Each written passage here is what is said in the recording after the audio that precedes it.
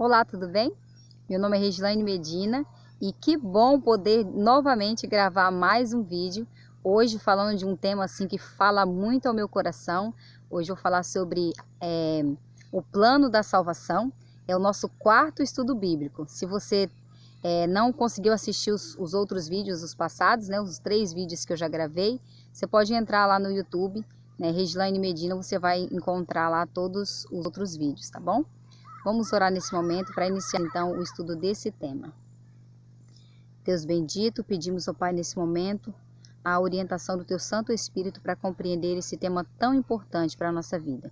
Eu lhe peço, ó Pai, que o Teu Espírito Santo esteja trabalhando em meu coração e também no dessa pessoa que está me ouvindo nesse momento. Em nome de Jesus. Amém.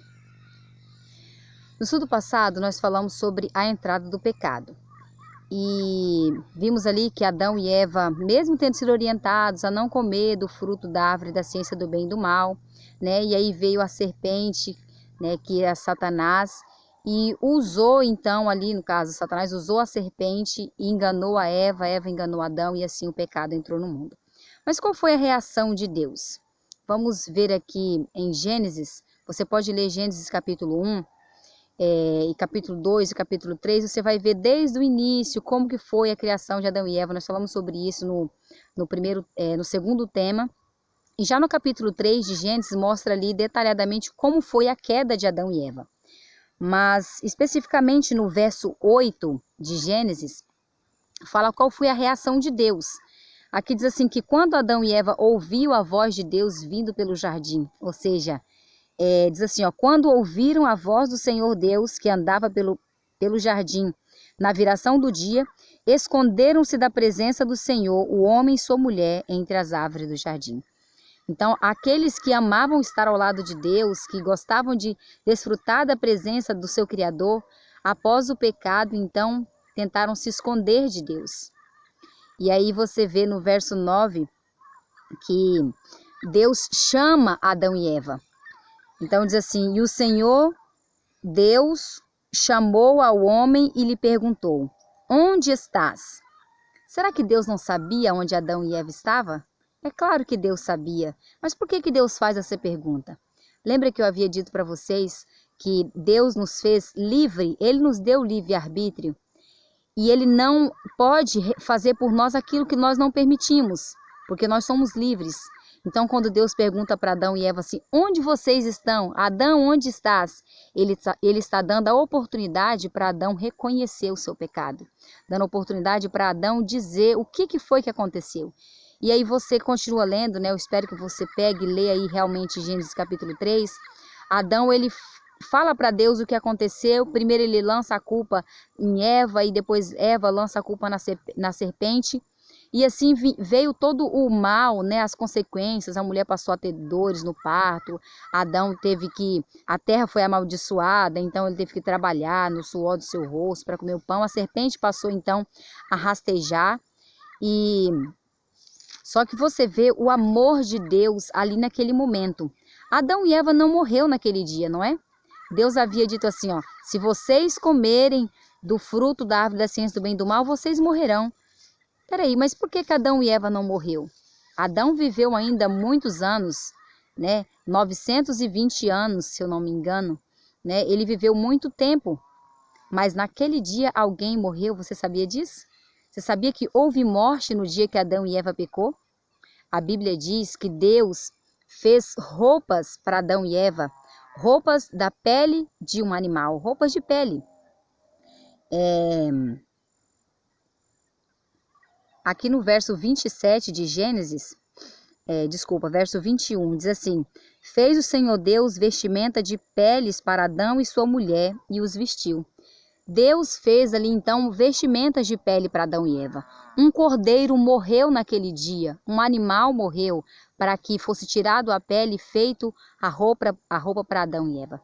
Esse cordeiro já era um símbolo de Jesus. A partir então desse dia, eles matavam um cordeiro, sacrificavam um cordeiro que simbolizava Jesus.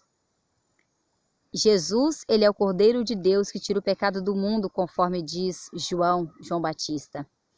E E algo muito importante também, naquele dia Deus fez uma promessa para Adão e Eva, aonde ele diz o seguinte, no verso 15 de Gênesis 3.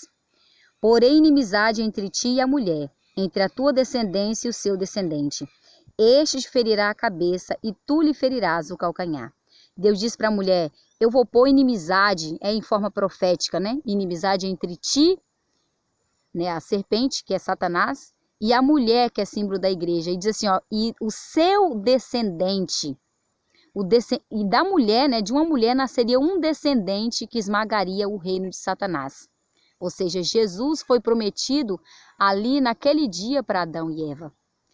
Passaram-se tempos, muitos anos, até que a promessa se cumpriu e Jesus veio.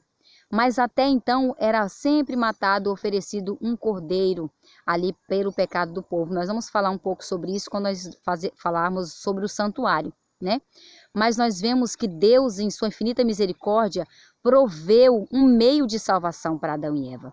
O interessante é que, mesmo antes do pecado, o plano da salvação já havia sido estabelecido.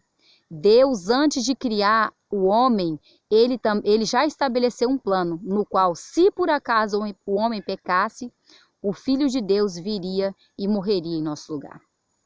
Houve muita tristeza no céu quando Adão e Eva pecou. Mas Jesus, em reunião com o Pai, decidiu colocar então em ação o plano estabelecido antes mesmo da fundação do mundo. E lá em João 3,16 a Bíblia diz, porque Deus amou o mundo de tal maneira que deu o seu Filho unigênito para que todo aquele que nele crê não pereça, mas tenha a vida eterna. Jesus, ele é a nossa salvação. Jesus veio e morreu na cruz do Calvário. A Bíblia diz também lá em Isaías, vamos abrir nossa Bíblia em Isaías 23, ou Isaías 53, do verso 4 em diante, diz assim, certamente ele tomou sobre si as nossas enfermidades e as nossas dores levou sobre si. E nós o reputávamos por aflito, ferido de Deus e oprimido. Mas ele foi traspassado pelas nossas transgressões e moído pelas nossas iniquidades. O castigo que nos traz a paz estava sobre ele e pelas suas pisaduras fomos sarados. Jesus, ele tomou o nosso pecado, ou seja, ele morreu em nosso lugar. Hoje a paz que sentimos pela salvação teve um grande preço. A salvação, ela é pela graça, mas ela não foi de graça. Jesus teve que morrer, alguém teve que pagar o preço, porque a Bíblia diz que o salário do pecado é a morte, mas o dom gratuito de Deus é a vida eterna em Cristo Jesus, nosso Senhor. Então há esperança para você. São tantos versos que eu poderia mencionar aqui. Eu estou aqui em meio à natureza, já está começando a escurecer, o sol já se pôs, mas eu quero dizer para você que existe salvação para você. Você não está perdido. Eu sei que muitas vezes lutamos contra a nossa natureza, porque a Bíblia diz que depois do pecado a natureza do homem se tornou corrompida e depravada. A cada dia nós vemos o quanto que a humanidade tem estado mais ruim. A Bíblia diz que o amor de muitos se esfriaria nos últimos dias. Mas há esperança em Jesus. A palavra de Deus diz que quem tem o Filho tem a vida, mas quem não tem o Filho não tem a vida. Jesus diz que aquele que cresce nele, ainda que morresse, viveria. São tantas promessas, mas todas essas promessas estão centralizadas em um ser, Jesus Cristo. Ele é o nosso Salvador. E o convite que ele faz para você é: vinde a mim, vós que estáis cansados e sobrecarregados, e eu vos aliviarei. Tomai sobre vós o meu jugo e aprendei de mim, porque o meu jugo é suave e o meu fardo é leve. Jesus tomou o seu fardo, esse fardo pesado que você carrega de culpa, de pecado, de falhas, e ele foi cravado na cruz do Calvário. E hoje ele te oferece a salvação, hoje ele te oferece a graça. Basta você aceitar Jesus. A Bíblia diz que quem crê e for batizado será salvo. O que você deve fazer? Aceitar a Jesus na sua vida. E esse é o meu desejo. Quer você aceitar Jesus na sua vida? Quer você ser salvo eternamente? Quer você ser transformado pelo Espírito Santo? Se esse é o seu desejo, eu peço que você ore comigo nesse momento. Vamos orar? Pedir para que Deus faça a obra dele em nossas vidas. Porque Jesus diz, sem mim nada podeis fazer. E realmente, nós não podemos fazer nada sem Deus. Nós precisamos dele constantemente em nossa vida. Vamos orar, porque já está ficando aqui escuro, mas eu espero que a palavra de Deus chegue de uma forma maravilhosa em seu coração. Que você tenha certeza de que você é amado, que você não está abandonado nesse mundo à própria sorte. Não. Você tem alguém que te ama intensamente, a ponto de morrer por você. Vamos orar. Obrigada, Paizinho, pelo teu grande amor. Obrigada por essa pessoa que me ouve nesse momento. Obrigada, Deus, porque mesmo sem a gente merecer, porque nós não merecemos, o Senhor se entregou por nós. Nos ajude a aceitar esse amor e permanecer em Ti. Eu lhe peço por minha vida e também por essa pessoa que me ouve nesse momento, ó Pai, que ela possa entregar o coração a Ti. Em nome de Jesus. Amém. Obrigada por me ouvir até o final. Já convido você então para o nosso próximo vídeo. Creio que vai ficar um pouco escuro, mas a palavra de Deus com certeza vai achar guarita em seu coração se você o deixar aberto. Deus te abençoe e até a próxima.